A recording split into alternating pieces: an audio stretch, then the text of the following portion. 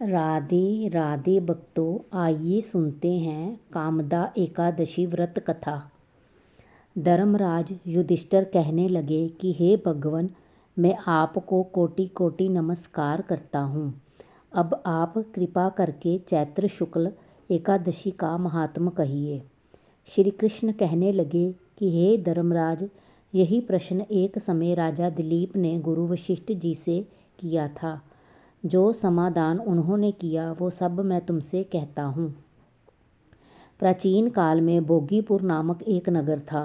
वहाँ पर अनेक ऐश्वर्यों से युक्त पुंडरीक नाम का एक राजा राज्य करता था। भोगीपुर नगर में अनेक अप्सरा, किन्नर तथा गंधर्व वास करते थे। उनमें से एक जगह ललिता और ललित नाम के दो स्त्री पुरुष अत्यंत वैभवशाली घर में निवास करते थे। उन दोनों में अत्यंत स्नेह था, यहाँ तक कि अलग अलग हो जाने पर दोनों व्याकुल हो जाते थे। एक समय पुंडरीक की सभा में अन्य गंधर्वों सहित ललित भी गान कर रहा था।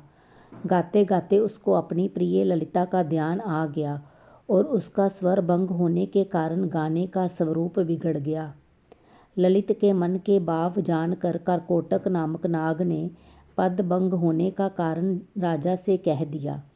तब पुंडरीक ने क्रोधपूर्वक कहा कि तू मेरे सामने गाता हुआ अपनी स्त्री का स्मरण कर रहा है, अतः तू कच्चा मांस और मनुष्यों को खाने वाला राक्षस बनकर अपने किए कर्म का फल भोग।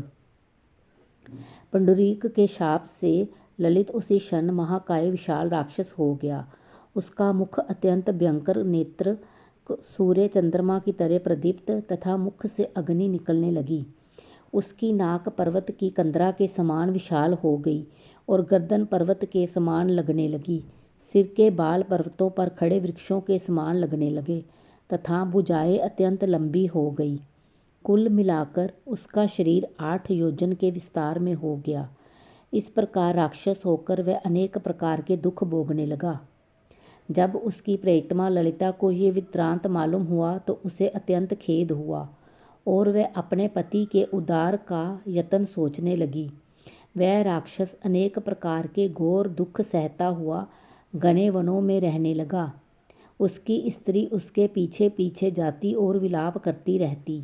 एक बार ललिता अपने पति के पीछे घूमती घूमती विंध्याचल पर्वत पर पहुंच गई, जहाँ पर श्रृंगी ऋषि का आश्रम था।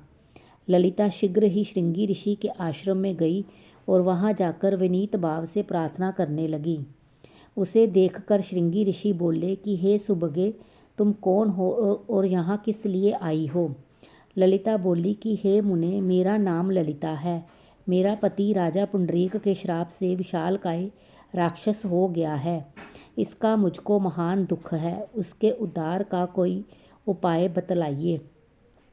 श्रृंगी ऋषि बोले, हे गंधर्व कन्या, अब चैत्र शुक्ल एकादशी आने वाली है, जिसका नाम कामदा एकादशी है। इसका व्रत करने से मनुष्य के सब कार्य सिद्ध होते हैं। यदि तू कामदा एकादशी का व्रत कर उसके पुण्य का फल अपने पति को दे तो वह शीघ्र ही राक्षस योनि से मुक्त हो जाएगा और राजा का श्राप भी अवश्य में शांत हो जाएगा। मुनि के ऐसे वचन सुनकर ललिता ने चैत्र शुक्ल एकादशी आने पर उसका व्रत किया और द्वादशी को ब्राह्मणों के सामने अपने व्रत का फल अपने पति को देती हुई भगवान से इस प्रकार प्रार्थना करने लगी।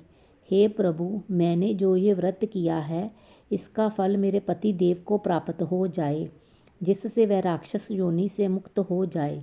एकादशी का फल देते ही उसका पति राक्षस योनि से मुक्त होकर अपने पुराने स्वरूप को प्राप्त हुआ। फिर अनेक सुंदर वस्त्र आभूषणों से युक्त होकर ललिता के साथ विहार करने लगा। उसके पश्चात वह दोनों विमान में बैठकर स्वर्गलोक को चले गए। वशिष्ठ मुनि कहने लगे कि हे राजन, इस व्रत को विधि पूर्वक करने से समस्त पाप नाश हो जाते हैं तथा राक्षस आदि की योनि भी छूट जाती है। संसार में इसके बराबर कोई और दूसरा व्रत नहीं है। इसकी कथा पढ़ने या सुनने से वाजपेय यज्ञ का फल प्राप्त होता है। कथा समाप्त हुई। राधे राधे। कृपया मेरे चैनल को लाइक, शेयर, कमेंट और सब्सक्राइब करें।